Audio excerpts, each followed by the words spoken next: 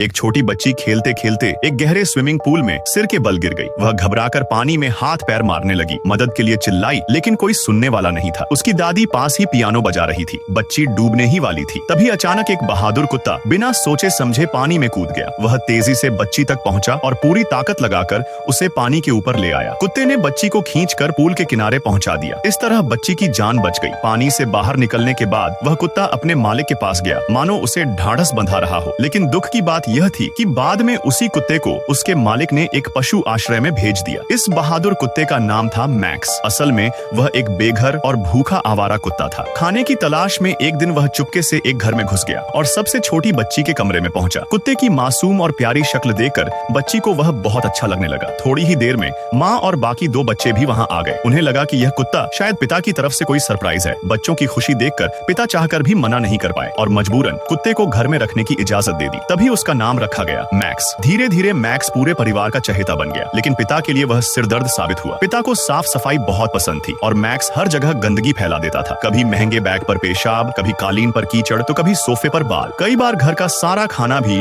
Max ही खा जाता था। जैसे जैसे मैक्स बड़ा होता गया, उसका खाना भी बहुत ज्यादा हो गया। पूरे परिवार को मिलकर उसका पेट भरना मुश्किल हो जाता था। जब भी पिता काम से घर आते, मैक्स उन्हें देखकर इतना ज्यादा प्यार दिखाता कि पिता परेशान हो जाते। एक दिन पिता घर लौटे तो देखा कि पूरा घर बिखरा पड़ा है। फर्श पर पैरों के निशान थे, रेलिंग गीली थी और नई बिछी बेडशीट भी खराब हो चुकी थी। यह देखकर पिता का सब्र टूट गया। उन्होंने मैक्स को घर से बाहर रखने का फैसला किया और उसे डॉग हाउस में बंद कर दिया। लेकिन मैक्स ने जमीन खोदकर बाहर निकलने का रास्ता बना लिया और फिर से मस्ती शुरू कर दी। मैक्स सही था या परिवार? कमेंट में बताओ।